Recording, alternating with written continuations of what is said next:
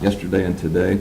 I won't give him a lengthy introduction since most of you have been to one of the talks that he's given, and I've handed out a printed bio sketch, but I will just mention that we are extremely pleased to have him here. He's a distinguished professor of government at Harvard, a former member of the President's Council on Bioethics.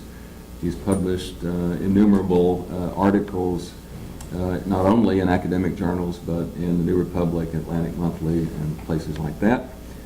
3 books that have been very influential, the latest of which we've talked about quite a bit here on both of his appearances. He is, in my view, a public philosopher, a public intellectual of the first rank. He brings a deep theoretical understanding and commitment to issues in ethics and politics, but brings them to bear on real issues that we have to deal with in the public square. And it's because he does that so well that we wanted him to come and talk with you about these issues. And I don't want to structure or preempt the discussion, so if you have questions for Professor Sandel, please raise them. Great. May I just start with I just first want to thank Dr. Hackler for not only this introduction, but for hospitality during this visit, and including in the medical center, where we talked some about bioethics. And he's told me, and Dean Pryor has told me about that you're a trailblazing pioneer class in this new school, and I admire that a great deal.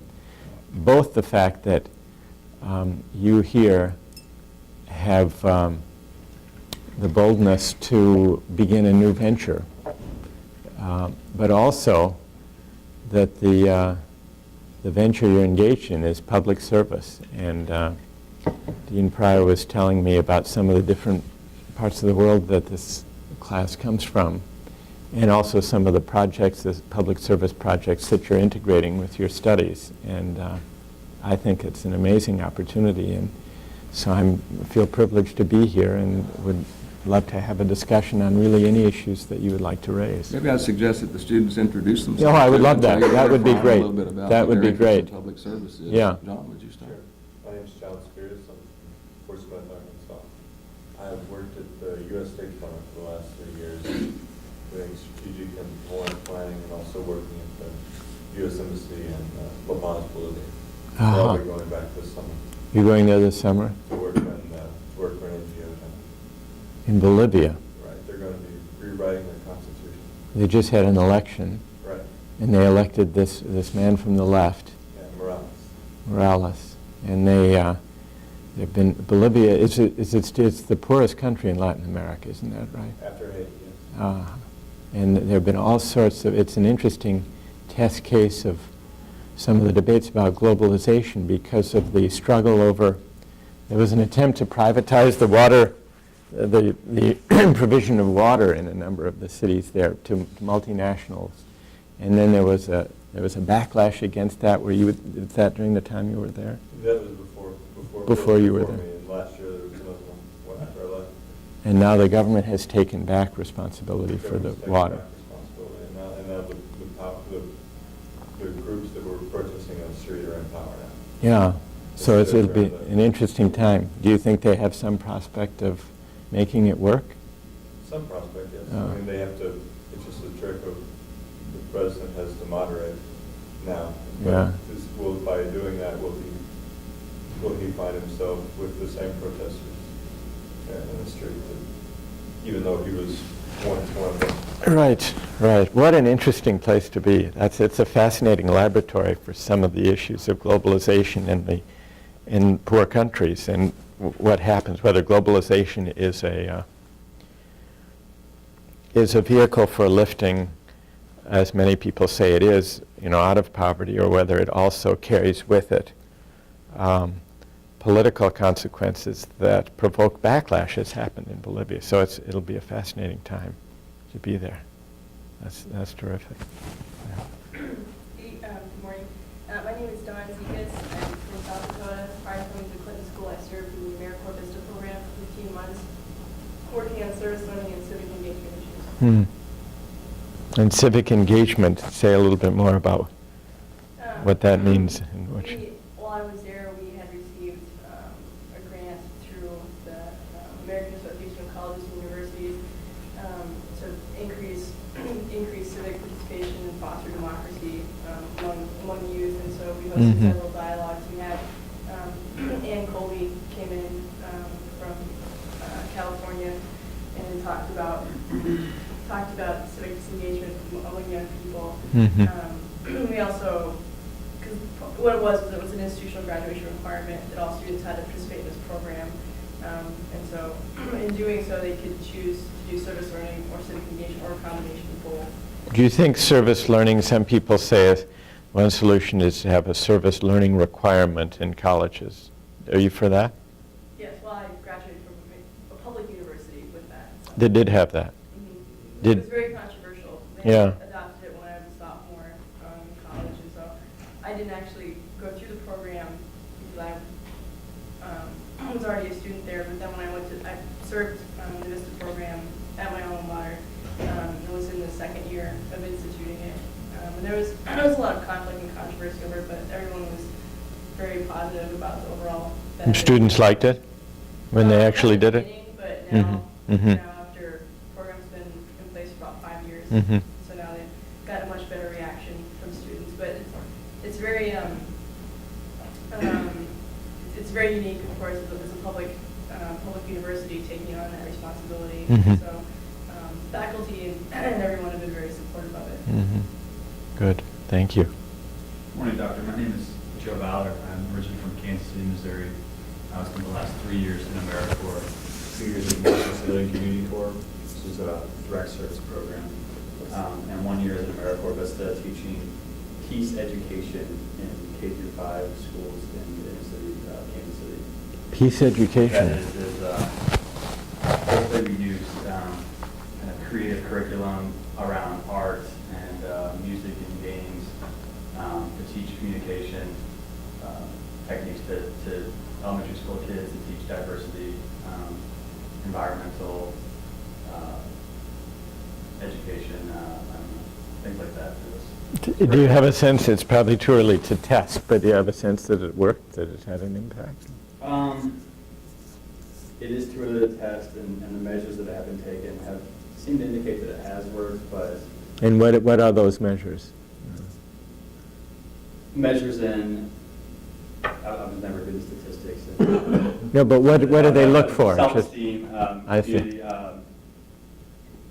Willingness to communicate, willingness to, I guess, move away from they tested like fighting, just basic fighting, like how often fights occur. I see, that kind of thing, yeah. Yeah. So simple. Right. It was a great time. Yeah, good for you. Hi. I'm Amber Holloway. I grew up here in Arkansas in Rogers, and I moved to Texas. I graduated a year early from high school, and I moved to Texas and joined the AmeriCorps program. Spent 2 years in that at a high school doing crisis intervention and counseling with at-risk students. Then I started at the University of Texas. Had an internship with Teach for America, and then I spent my final year serving as the ombudsman at the University of Texas. And then I came here. So. How did you learn about this program? And right, yeah. Well, my parents are very much still engaged in politics. I see. Yeah. With the opening of the library. Right. Had found out about the school, and so I was Right. looking for that next step. Sure, I wasn't yeah. sure if I thought about Teach for America, Yeah. obviously, and had done the internship with them. Right. And I did apply to that program, but once I found out about this program, I focused everything. Right. on I understand. Yeah, thank you. Good morning, my name is Erica Lawley. I'm originally from a suburb south of Boston. And after college, I served 2 years with the AmeriCorps National Civilian Community Corps out of the Denver campus. Following that, I worked on a nonpartisan voter registration campaign throughout the state of Colorado.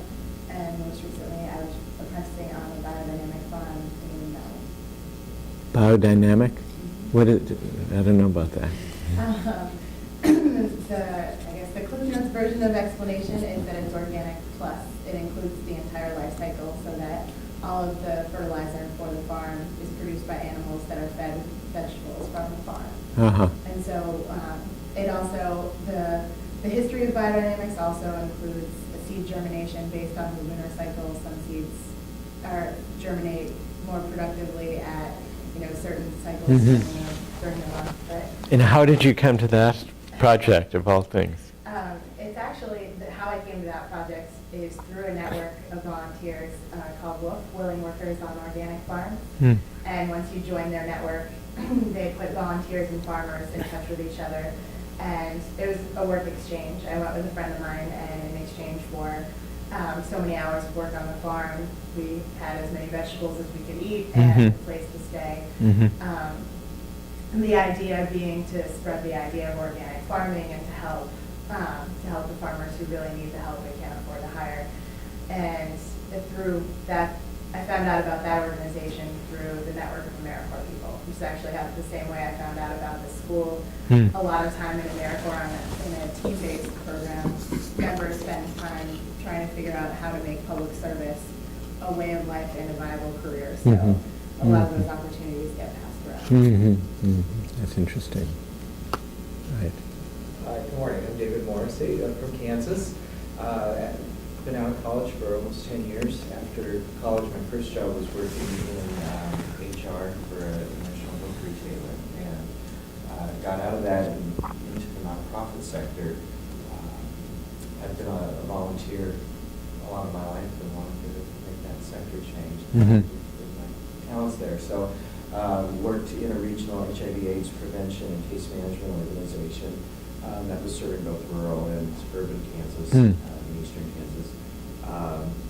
After that, I worked for the United Way, directing a volunteer center that served about 130 different nonprofits and charities. I've also been involved in the disabilities advocacy movement, independent living support services work, as well as some public health sort of initiatives. And so those are sort of the areas that I'm looking at. And what do you do next for this summer, or what's your Well, plan? I'm looking at options. Well, just one of these areas is the foundation's work in AIDS in Africa, in the developing world. I'm also very interested in continuing in disabilities work in the developing world as well. I'm looking at an opportunity to go to Vietnam and sort of do a combination of support work for NGOs in terms of helping draft grant applications and outreach materials in English for the Western world, but also maybe travel a bit in Vietnam and do a survey of the status of human services and the gap from the disabled population. We'll see. We're still playing with what this may be. Yeah, that's fascinating. Talk further connect with people about it. And, Right. The scene changes a little bit about exactly what we're going to do. So. It's an interesting scene, though. Yeah, it's exciting. I'm excited. Right. Good. Vivian. Yeah. My name is Vivian Flowers, and I'm a native art dancer in Florence, California. I did that in Arkansas for over 10 years.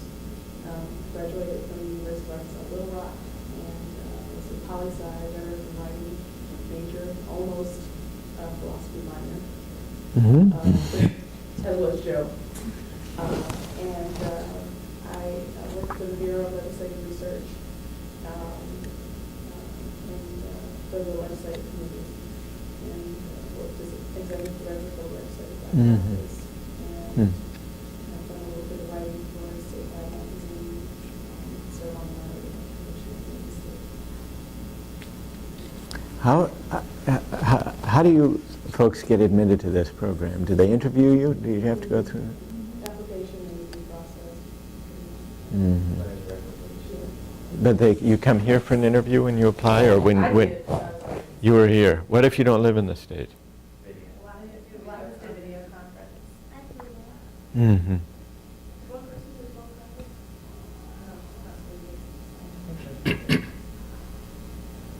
But yeah, video conference from totally your in-person interview. Right. And how many? You're 16. There are 16 of you in all, in the class. And how many will there be in the next class? Do we know? No. Oh, we don't know. It's still being determined. I see.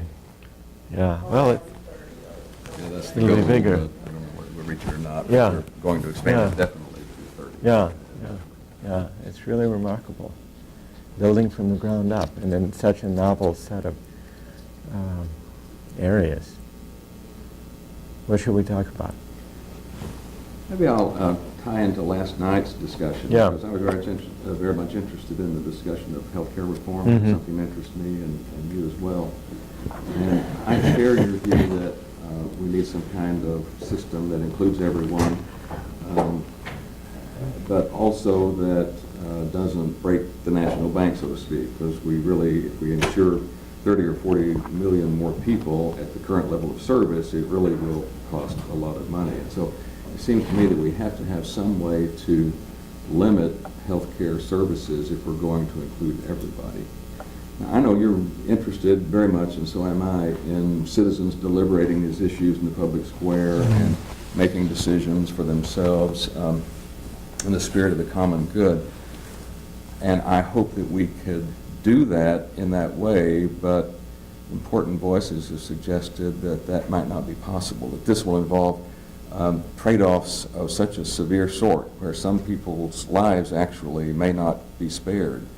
It would be very difficult for us as individual citizens committed to the value of life, appropriately so, to make these kinds of decisions. And so this might, in fact, be some limit to the ability and capacity of the American people to decide these great social issues for themselves. And so it might be necessary for technocrats or policymakers to actually make these difficult decisions in a sort of elitist way, a non-democratic way, and so sacrifice that important value of community participation. Do you have you thought about this? Do you think that we are capable of making those difficult decisions about, say, rationing health care as a community? Well, I would begin by asking, don't we already do ration health care in the current system, not through democratic deliberation, and nor through a deliberate, systematic attempt to weigh competing values by some elite group of people who deliberate about it. But through the market and the ability to pay, we ration health care. And behind closed corporate doors by health maintenance organizations and Exactly. so on that set Exactly. limits to coverage. Exactly. So that happens. Sure. And it happens in any system, and it happens in the current system. So the question is, if we move to a more public responsibility for health care, are those invisible decisions, can they be made more visible in public or not? Even some, the kind of elite group that you describe who would try to sort this out, but empowered to do that and accountable for whatever they come up with, would be better from the standpoint of democracy, never mind health, than what we have now. It would be more democratic because it would have a public responsibility that would be defined, and there would be some accountability. So that would be my first observation. That would be an indirect democracy rather than a pure It would be. participatory democracy. That is the ideal. It would be. But even if we just start with that, it's worth noticing that that's an improvement from a democratic point of view over what we've got now. Then there's the further question, whether these kinds of choices lend themselves, or to what extent do they lend themselves, to a more participatory deliberation. And I'm not sure what the answer to that is. I think that there may be a way, and I haven't thought this through, of even if you have a universal, national, single-payer system, which I would be for, Me too. there may be a way of deciding these questions not at a single national level, but devolving some of that implementation and some of the decision-making about trade-offs to more local levels of deliberation where maybe you could have some element of participation. Canadian model where the provinces make these Well, determinations it for could themselves. it could or be on the even state and local. It could be in the state and local level. There is a lot of deliberation in the area of medical care that does go on at the state level, and we just saw this recent Supreme Court case that was interesting about the Oregon assisted suicide law. I mean, those kinds of things already in our system we devolve, at least traditionally, to the state level. And this was did you see the Supreme Court decision? The Bush administration challenged, and this was Ashcroft. Did you follow Sure. that? Okay. The Oregon law, because he didn't like the Oregon law providing for assisted suicide, and said that the federal government, and therefore the Justice Department, under a statute, it wasn't a constitutional argument, but under the statute, there's a federal statute regulating prescription drugs. He said, we'll remove the license of any doctor who prescribes drugs for assisted suicide because it's violating. And it went to the Supreme Court, and the Supreme Court ruled 6-3 that the Justice Department didn't have the power to interfere with the state law. What was interesting about that decision is that the three dissenters, the ones who wanted to uphold the Ashcroft position, were Scalia, Thomas, and Roberts, despite the fact that here's, in general, their judicial philosophy is supposed to be states' rights, and strict construction of the law, looking at the intention, the original intent of the law. Now, the original intent of the law that was being invoked by Ashcroft was a federal, law to prevent drug abuse, through the use of prescription medications. Nowhere in the deliberation about that law or the congressional was there any reference, one way or the other, to the assisted suicide issue. It was only about preventing drug abuse. So strict construction of the law according to original intent, states' rights, and the three of them vote to uphold the Justice Department position. 6 of them didn't. So this, I veered off a little bit from the healthcare question, but I think that was an interesting sign of the times about the mismatch between a professed judicial philosophy and the way it comes out on a particular issue. But what got me into that digression is that there is a tradition of states making decisions about medical care. So there might be a way of doing this, having single payer, and letting some of these, now maybe you would have in states, localities, boards that would include people, experts to help deliberate or to frame questions. But here I would want to experiment. I don't think there would have to be one model for this. And maybe another way of devolving it, apart from the state-federal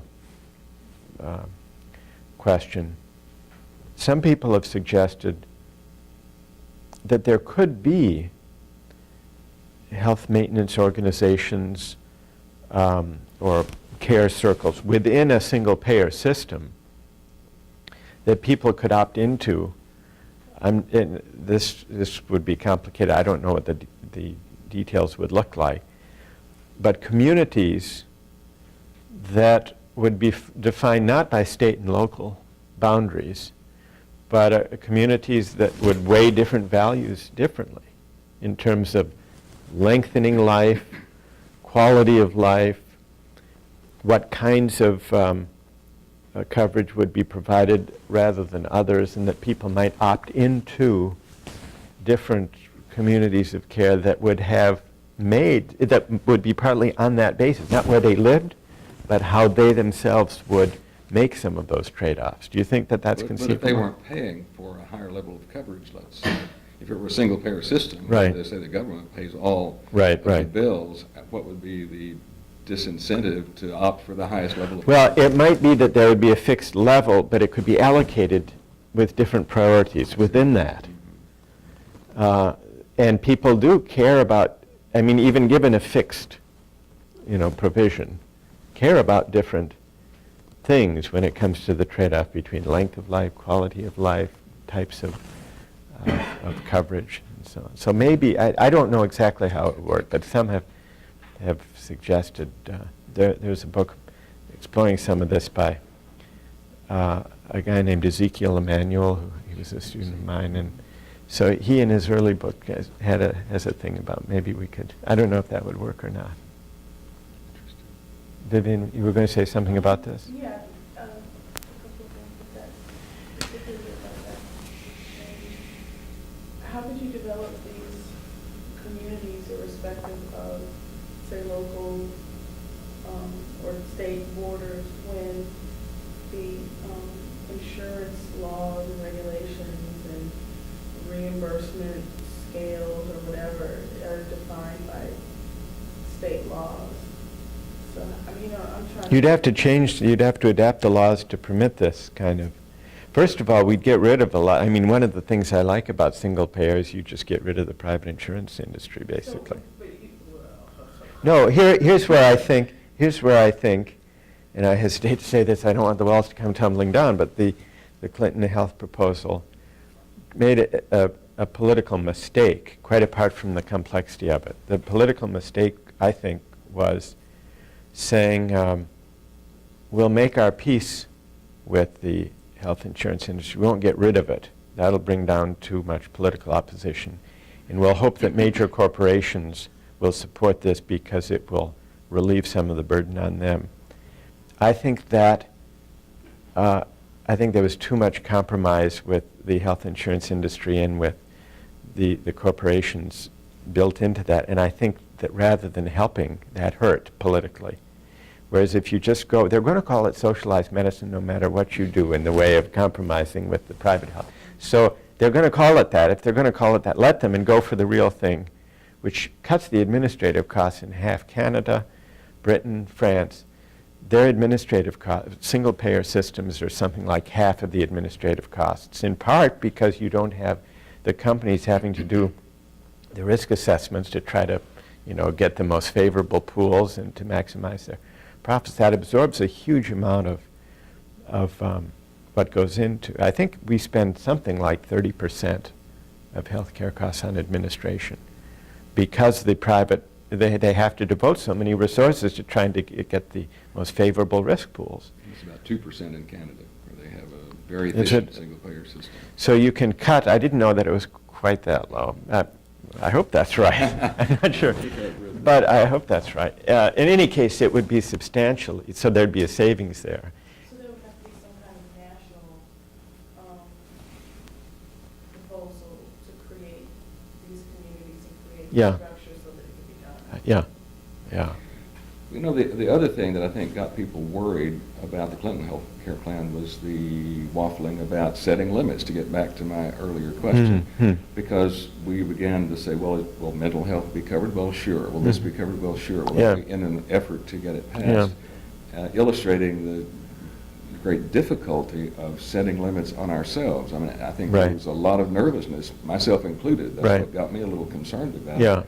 That we would not be able to actually discipline ourselves and contain spending. And that gets back to the ability of us as citizens to set limits on ourselves. Right. My instinct is that those questions about what's in, what's out, to what extent, priorities, trade-offs, probably can't be made and maybe needn't be made at the national level once and for all. That you could set up a framework, a universal payer, and maybe identify some fixed level and then let different communities, whether it's... Then you have the same problem at a lower level. No, then you do have to deal with it. I mean, yeah. But you can have different answers, different solutions, and maybe opting into different packages of different kinds of... but I'm no expert on, so I don't know that would work. Go ahead. I'm going to change the subject a little Yeah. bit. Ask you, you've been described as a communitarian or labeled that Right. along with Etzioni, people like that. In fact, I read this book as part of a class called Communitarian Social Thought. But I've also read that sometimes you distance yourself from that label. Right. And so, in your conception of the good life, and you mentioned Aristotle along those lines, if you are not in that communitarian camp, how would you describe yourself, and what what is your conception of the good life in relation to what they're describing? What's the difference? Or if you're all part of the same thing, just Right. a little bit more about that. Okay, that's a good question, those labels. And when you say what they are describing, can you fill that in a little more, and then I can respond? Well, I mean, as far as like, there's like a political sort of ideology, I guess, and then a philosophical aspect of it, and Right. so that's where the break seems to come. So Right.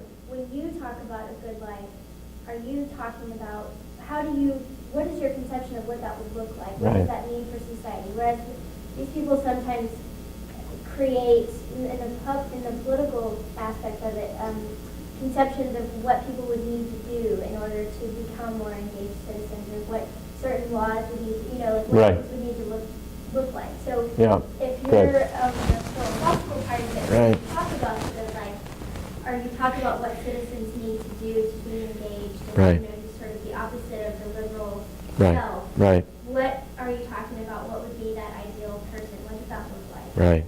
Okay. First on the communitarian label, liberalism versus communitarianism. This is a label that was placed on a debate, initially a debate within political philosophy, as you say. And then it came to be a label, the communitarian label, for a certain kind of political movement and Etzioni and so on. And those of us who were involved with the debate in political philosophy, and along with me there was Charles Taylor and Michael Walzer, Alistair McIntyre, were writing in the early 80s, and to some extent since, criticizing a certain kind of liberal political philosophy. Now here, liberal as a label is also subject to a lot of different interpretations, but the main issue in that debate, the debate in political philosophy between so-called liberals and communitarians, was really on one main issue. Is it possible, and if possible, is it desirable, for government and law to be neutral with respect to competing conceptions of the good life? And those of us in the so-called communitarian critique of liberalism said no, that it's not that the project of defining and defending principles of justice or of law that abstracts from particular conceptions of the good life doesn't succeed. That was the argument, whatever the differences among those of the four I just mentioned. And then different applications, different emphasis and so on. But that was the issue. Or in philosophical terms, it was about the claim for the priority of the right over the good. This goes back to John Rawls's work. And you find it on the left and right, which is why liberalism is a broad category here. John Rawls, a welfare state liberal, Robert Nozick, a libertarian free market liberal, Ronald Dworkin, a legal philosopher. They all shared the view, which was also influential in political discourse, but they shared the view and worked out philosophically the idea that the right, principles of justice and law, should be conceived as prior to and independent of any particular substantive moral and religious convictions that people have. Because we disagree, we want a framework of rights that's neutral among ends. So that was the philosophical debate. Stop me there if I need to, or if people okay with that. So then, Amitai Etzioni was trying to get to turn, he wanted to start a kind of political movement, and so I think he latched on to this communitarian label, which none of us was entirely comfortable with, because we were all concerned with promoting a greater sense of civic engagement, a stronger notion of citizen and responsibilities and obligations of citizenship than was available on the liberal account, which was more individualistic. So in that respect, the communitarian label was not wrong, but we were all sort of uneasy with that just as a label, because to most people it suggests that we thought that justice and rights are simply defined by whatever the community values happen to be. And that can't be right, because that would make justice and rights hostage to whatever values happen to prevail in any given community at any given time, however awful. So that's, I think, that kind of communitarianism in that sense sounded like majoritarianism.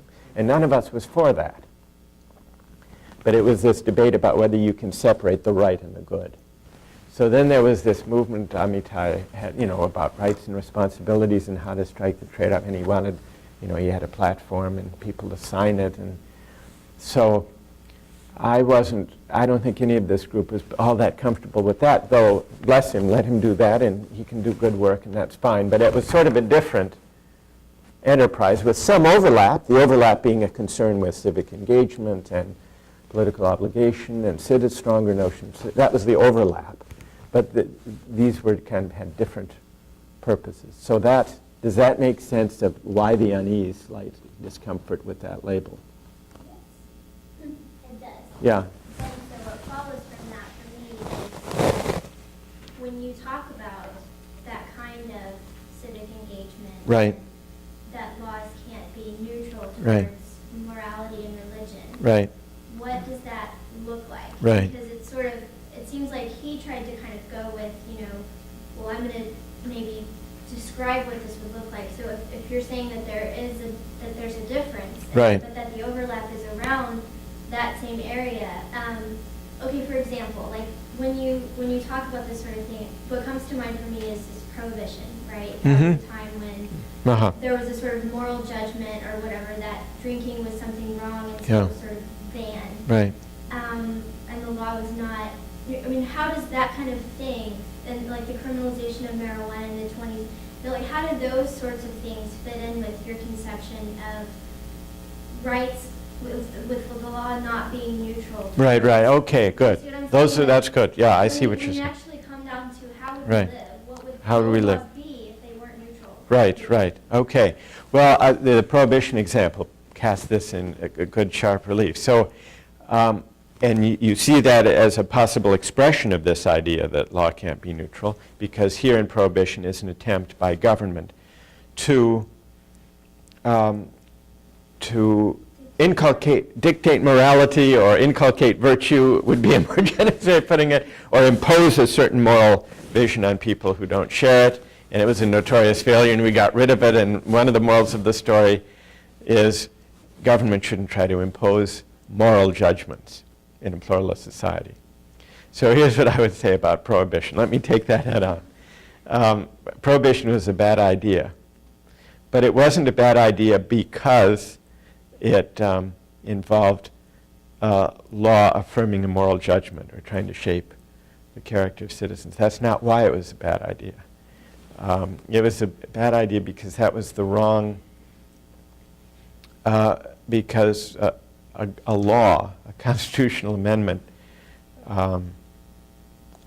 is not the most effective way of promoting civic virtue or moral virtue. It just led to people discrediting law. It delegitimated law. And there are ways of dealing with the problem of drink and temperance short of that, more effective ways of dealing with the ills, and it just discredited law. But the idea that law can and should have a formative purpose, should be concerned with the character of citizens, I think that's an idea that I subscribe to, even though, as you point out, the prohibition sort of discredited or seemed to discredit that idea. So what would be an example what would be an alternative example? Let me give you one. If you want to take a traditional vice, drinking, it didn't work there.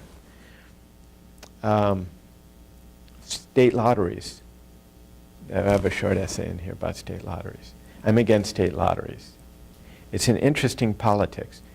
This is something that's transformed the public finance, probably the single biggest transformation in public finance in the United States in recent decades. 25 years ago, 1 or 2 states had state lotteries. Today, 40 do. And it's terrifically popular because it seems to be a way of raising revenues at a time when politicians don't want to ask for tax increases. That's painless. That doesn't coerce, that doesn't impose.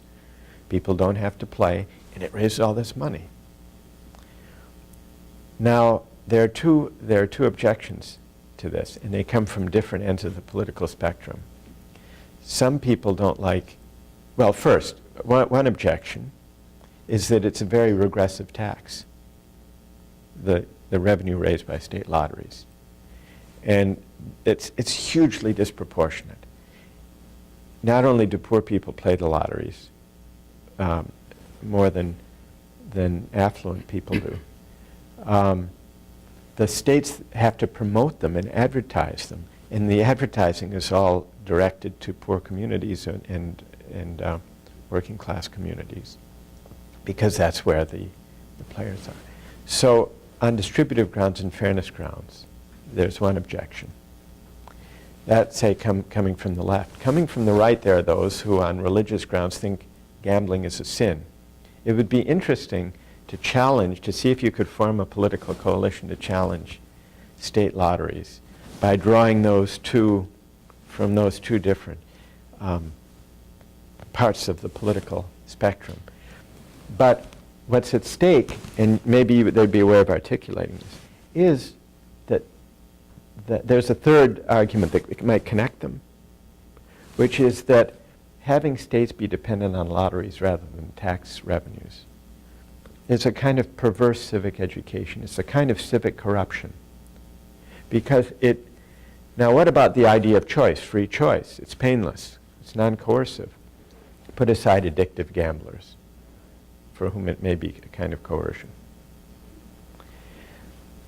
The libertarians say, well, people should be free to choose to decide for themselves whether to gamble. What's the objection?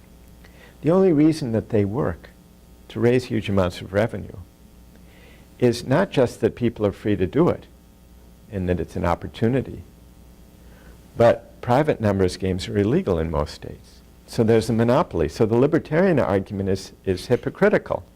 If it really is, see, it plays on, it trades on, depends on a residual moral disapproval of gambling, which is what supports the prohibition against private numbers games, except in Las Vegas and Atlantic City and some casinos out here on boats, in the Gulf. So here's the question to the libertarian. If it is a morally legitimate business like dry cleaning, then why give the state a monopoly any more than you would on dry cleaning, the dry cleaning business? Let the private sector enter, in which case the state lotteries would be out of business in a minute because their return is much less than in Las Vegas in winnings. But if it isn't a morally legitimate business, if it's less like dry cleaning and more like prostitution, then why should the state not only be in that business, but be advertising? You could say, well, it's a sin tax, maybe. The government derives money from liquor sales, cigarette sales. But here is the only case where government not only profits, but actually devotes huge advertising revenues to persuade its citizens to commit the sin. I mean, if it is a sin. So here's an example where I would mount a campaign, I don't know if Etzioni has taken this on, to challenge, and by the way, especially a lot of Democratic governors have favored this, especially in the South, as a way of getting, and they say we'll devote the money to education. But the funds are fungible, so the contribution to education just comes, then funds are taken from that, put somewhere else. So here's a formative project. It's a case of civic virtue here. So I'm going back. So I would try to get rid of them in the name explicitly of saying this is a bad way to live. It's a perverse civic education. It's a kind of corruption. It's a kind of civic corruption that does have, and I would draw on the moral, force people to decide, is this morally legitimate or not? And then once you force people to decide that, then you break apart the the underlying support. Is that makes you more worried rather than less, maybe, about Well, this? it does just because, I mean, I don't know about this, but if other people have questions, jump in. Go But ahead. I guess part of what, I mean, okay, so let's say you do get rid of them. I mean, there are lots of cases where there are where there are groups of people who get together and play poker, or gamble privately who That's wouldn't fine. consider it immoral. That's fine. So like if you, I mean, the lottery for those reasons is, especially the part about, I mean, you're right, that it's directed towards poor people and they disproportionately are the people who buy the tickets. So if you completely got rid of that, are you saying then that, so how would it be decided then whether or not gambling was going to be illegal? You mean a private poker game? Well, like, No, I'd leave that alone. Like, No, but but- I mean like Las Vegas, right? Like there it's legal. Right. So if other places wanted to do it, would that be okay? And how would that be decided? If some people Right. think it's immoral and some people don't, who gets to decide? In a democracy, you argue it out, and if they've got a majority in in Nevada or Las Vegas, then they get to have it. But the arguments for and against should be democratically deliberated within the local unit or the state, and ultimately one side wins and one side loses. And the outcome will reflect moral judgments about the legitimacy or the worthiness of this activity. Yes. The argument in this state is basically, I mean, we're considering this now. There's always some proposal that's going to be on the ballot. The argument is, well, they're doing it in every state that Oh, belongs yeah, to us. They do yeah. Tennessee, Missouri, Oklahoma. So we're losing that Louisiana. revenue. So our people are going to do this. Right. Let's not let the money go out of state. Let's Right. keep it in here. Right. They're already corrupted. Yeah. Yeah. They're unable to resist it. Right. Let's at least take advantage Oh, of I know. ability. Yeah, this, and you hear that. Is that an ethical argument or I mean, is That's an does that argument. fit into the Right. moral deliberation in the public school? It's a good argument, Vivian, at least that way you get the tax benefit off of something. They're gonna do it. Right. Well, but as Vivian says, the same argument could apply to prostitution, but the state will take a share. Exactly. That's the state will have a stake, Everybody's gonna be safe, everybody's and gonna have- devote that to education, to scholarships. The argument to legalize prostitution comes from the fact that you can start to provide that care and regulation to So then let's another legalize unmonitored drugs. And then you sector. can tax it. Then we can start, then we can legalize drugs, right? Yeah. Right. We can make that safe and get a share of that. And the argument there too is, well, they do it across the border and they're getting all of the tax revenue. Right.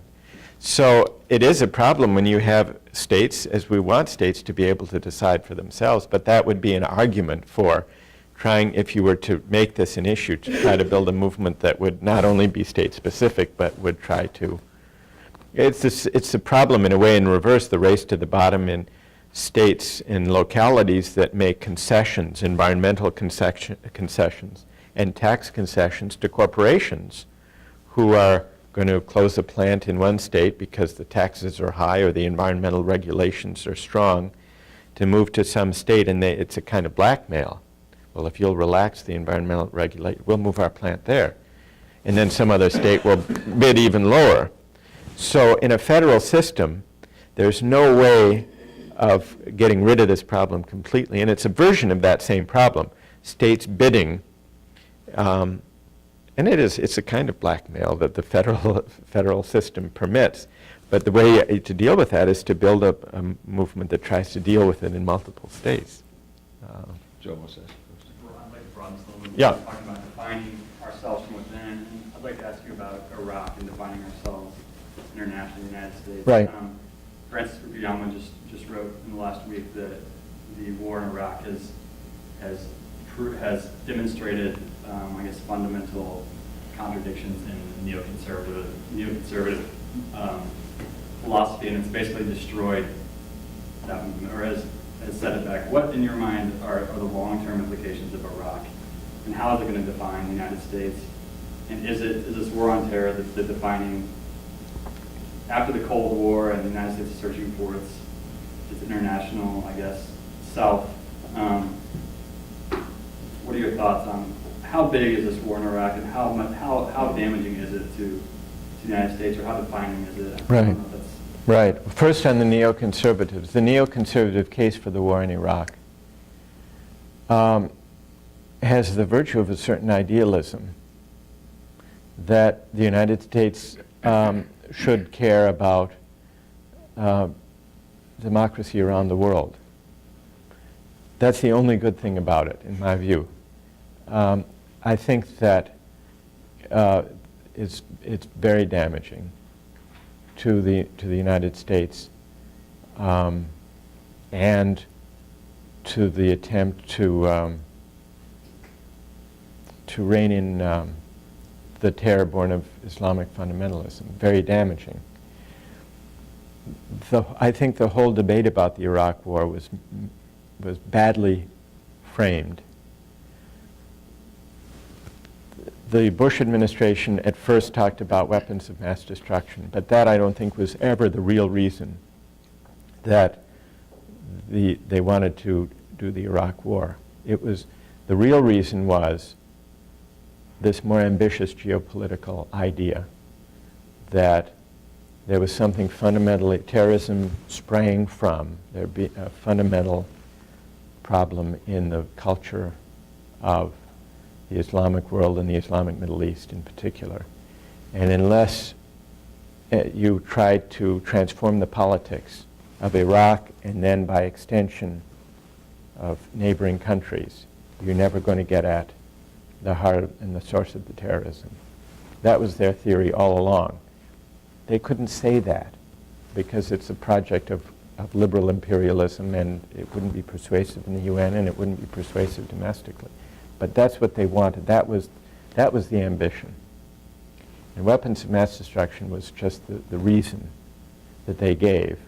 But it was not a necessary condition in their mind for the war. So it turned out there were no weapons. We went there. I would say, my own view is that not that the Iraq War was unjust.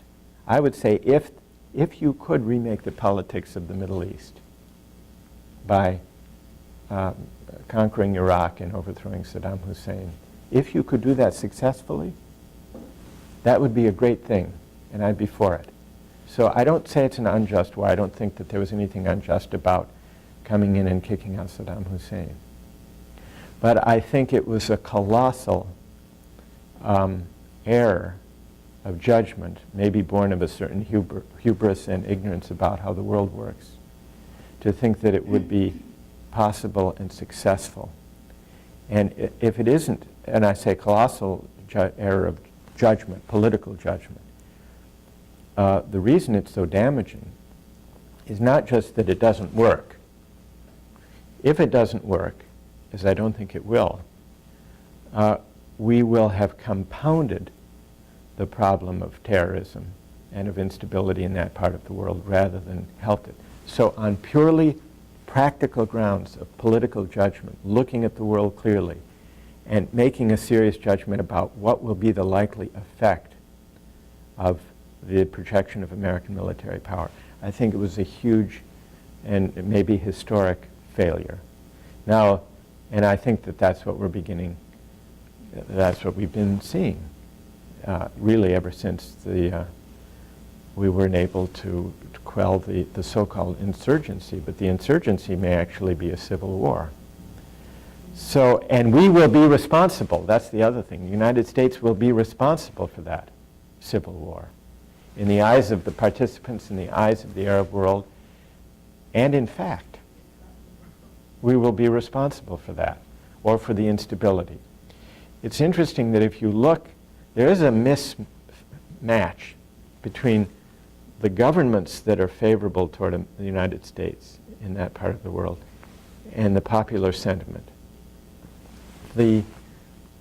Prior to this war, if you looked at the governments most supportive of the United States, Saudi Arabia, Egypt, they have the populations most hostile and resentful of the United States.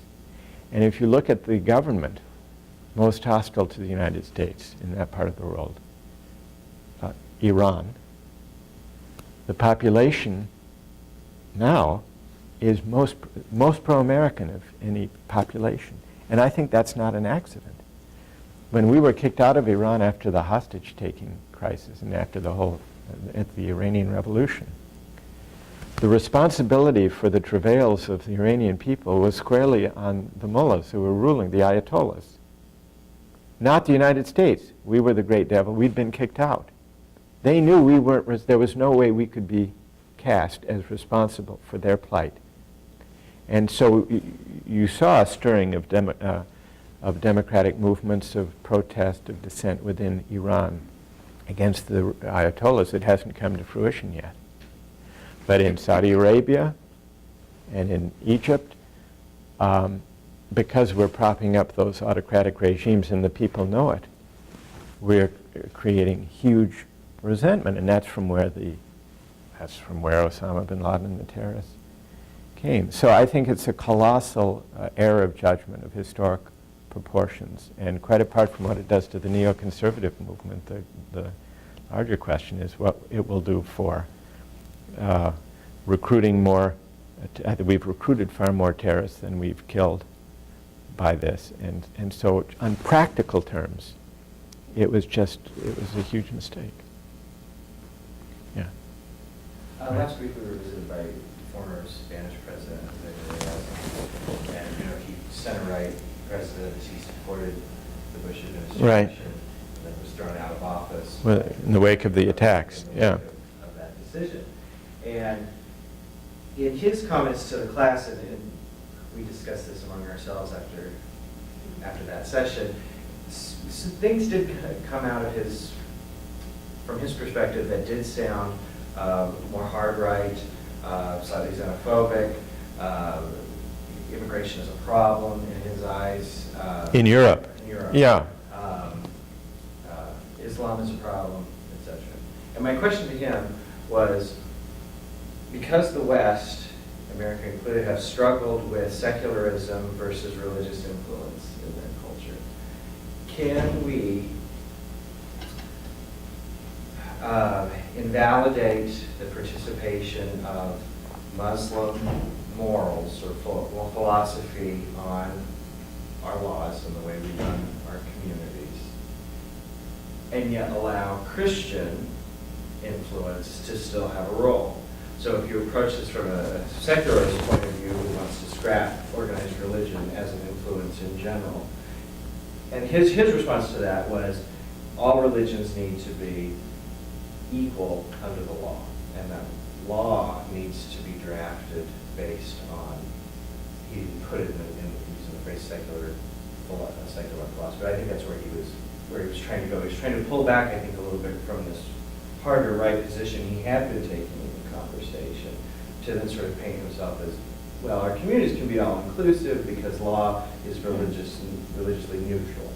And I just wanted to hear any thoughts on this. Well, that's not enough to make communities or societies inclusive.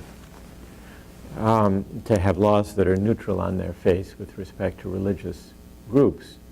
I think that for Europe now,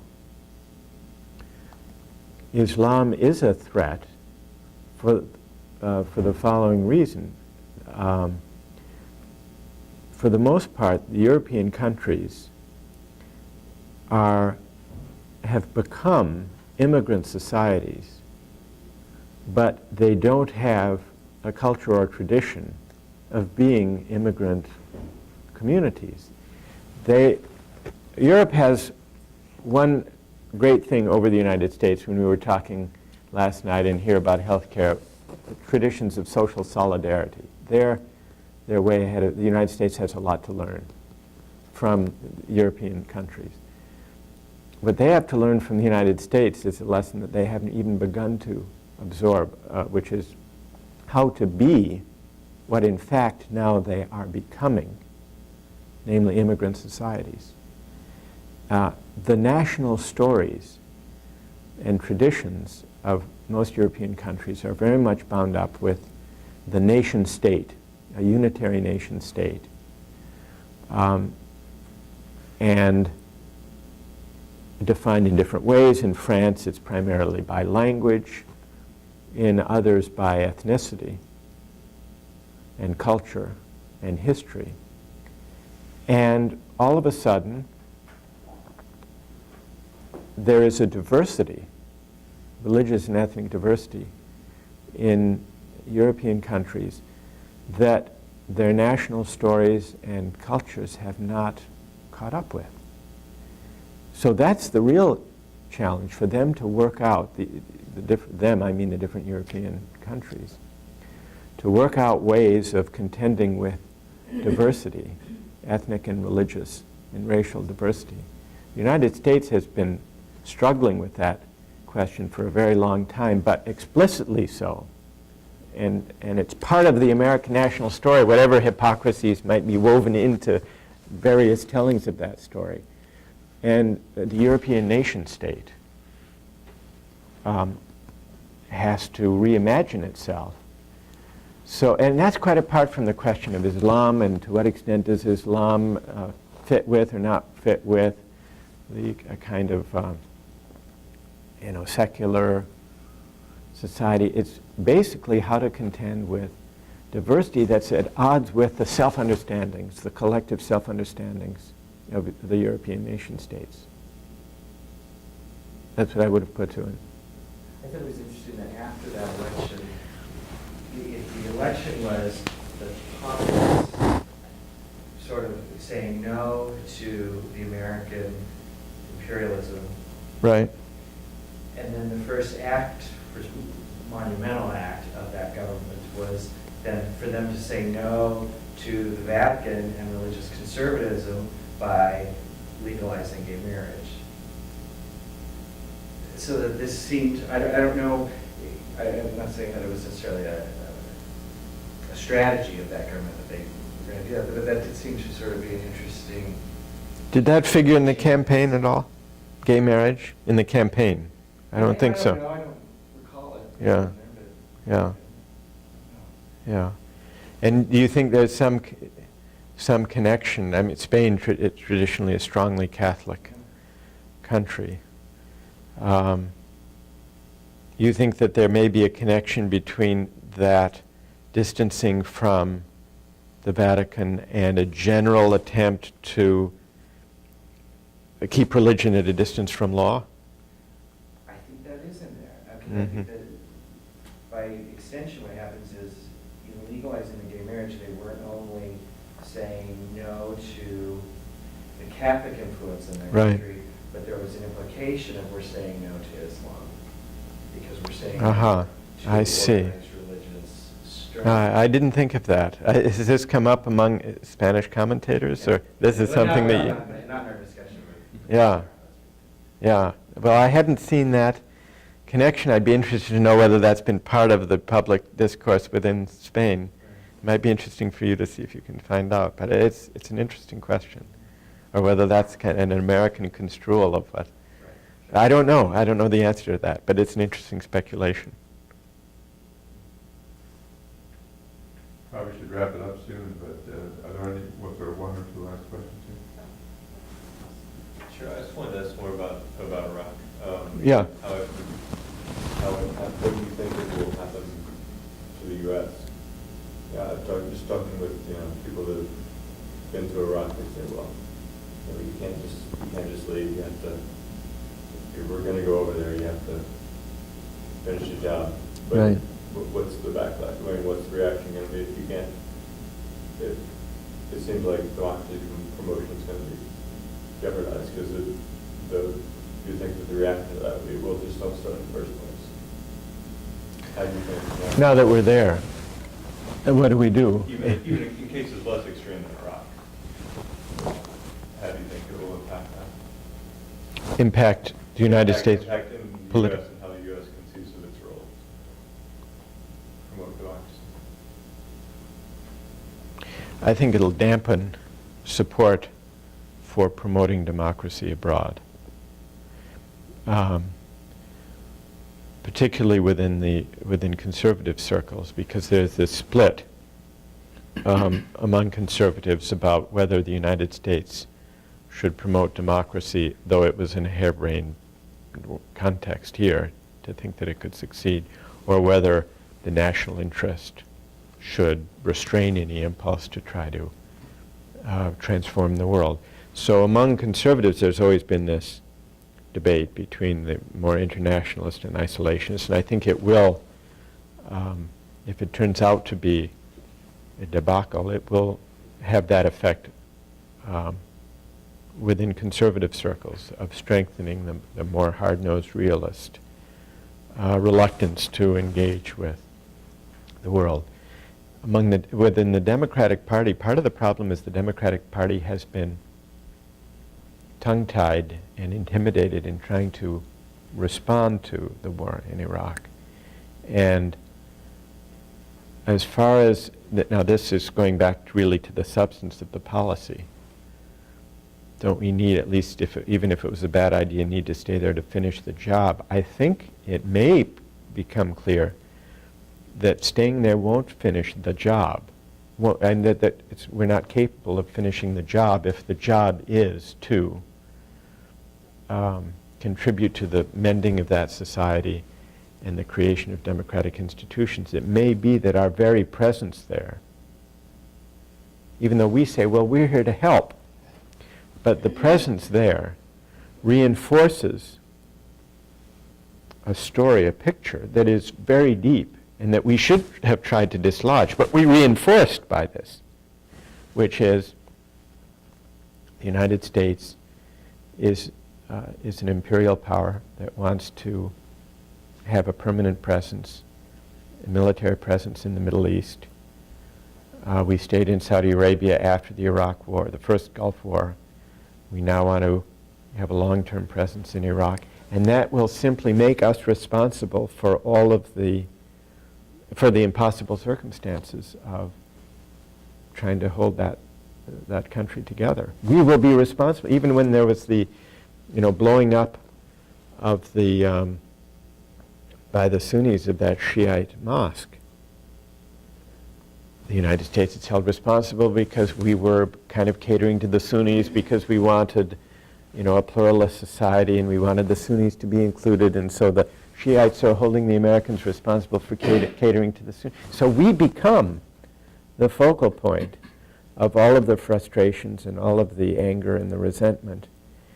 And so I don't think that it's a job. If that's true, and we're simply by our presence reinforcing that picture of the world and that this is a civilizational war, in a way, and here's the way I would put it to the public, just to simplify it. If you were Osama bin Laden, and on September 12th, someone had said to you, do you know what response the United States is going to take to what you've just done, to this attack? They're not going to come after you, or they will, but they'll fail. They won't really get you. Instead, they're going to launch a war in Iraq that will do far more than you ever could have done to persuade the Islamic world that the West is engaged in a civilizational war against you. How do you think Osama bin Laden, what would we have thought? Sure. He would, well, first of all, he would say, what he would say is, it's too good to be true. I don't believe it. Probably. But that's the way that's really what the effect of this policy has been. I think we can get through this. It's just, I'm really concerned, like that's what your comment was, that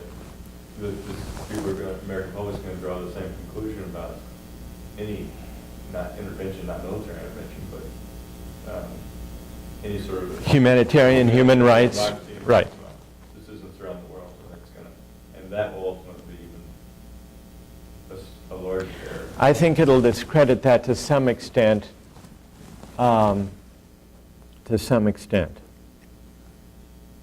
You mean because this has now been cast since there were no weapons, well, now all of a sudden George Bush is saying this is essentially a humanitarian operation. To some extent. Although I think, and among conservatives, it will discredit that. I don't know whether people on the other, of the more humanitarian human rights disposition take that seriously enough to have it discredited. Maybe the people in the Maybe. A foreign entanglement, we get bogged down, we can't really make democracy. Let's stick to our own affairs. Maybe. You may be right. Take us back to the Yeah. earlier assertion, I think it goes back to the sort of deep philosophical playing field that Yeah, Adler was right. You said that you thought if we had been successful in this enterprise, it would have been justified. Yeah. Why? Because we were successful in freeing the Iraqis to pursue their deep commitment to democracy that has been forestalled by dictatorship, or because, although they have a different conception perhaps of justice, we are justified in imposing our own on them? And if so, how can you reconcile that with your view that there's no neutral point from which we can judge different theories of justice? I don't think we could succeed by imposing our own particular version of democracy on them. What would it mean to imagine that it? What would it mean to say that it would have worked? You know, that if it worked, it would be justified. If somehow the Iraqis were able to arrive at a version of democracy very different from ours, that enabled the different communities there to have some voice in their collective destiny, that would, hypothetically, that would be a huge success. And if that also contributed to alternatives to the autocratic regimes in Egypt and in Syria and in Saudi Arabia, and if it even prompted and encouraged the democratic stirrings in Iran, that would be a great thing. Do I think that we could achieve that end by launching a war in Iraq? No, I think it's folly, crazed folly to think that we could. But if we could, if they were right in that view, sure, that would be terrific. Not because we would be imposing our particular version of democracy, but it is a part of the world that is in desperate need of not only human rights, but democratic reform, democratic institutions, which they would have to evolve and develop in their own way, in line with their traditions. And there may be ways of combining a state that upholds Islamic norms that is not an Ayatollah state. That too would be more humane and more democratic than what they have now, which are for the most part artificial regimes with no legitimacy. Sure, that project is there, and I mean, that's a project for another generation, but I don't think it can be achieved by launching a war of the kind that we did. There may be ways we can contribute, through NGOs and other ways. So I don't see that as imposing a particular way of life or a particular constitutional structure like our own. Conception of justice. Or a particular conception of justice, but it would be a good thing to help move that part of the world toward in a more democratic direction. After all, we have been responsible largely for supporting regimes that have prevented democratic reform in those countries. And this was true in Iraq when we supported the overthrow in 1953 of a democratically elected government. And that's when the Shah came in. And then finally the Ayatollahs kicked the Shah out, and us too. So we're not innocent bystanders there. And I do think we have a responsibility if we can carry it out responsibly. But I think this was a woefully irresponsible way of trying to achieve that, the end. But the end, I think, characterized broadly, not imposing, the end, I think, is desirable, which is why what's your name again? John. John? Yes. Well, I mean, John wants to be able to, he doesn't want to delegitimate. Do I hear you right? The role of those of us who care about promoting democracy around the world, that's worth holding on to. And there's the risk that this excursion in Iraq will kind of undercut that whole ambition, which would be a tragedy. I'm going to have to interrupt. I have to get Michael to the airport, but thank you, Michael. Oh, thank you all. Thanks so much. Thank you.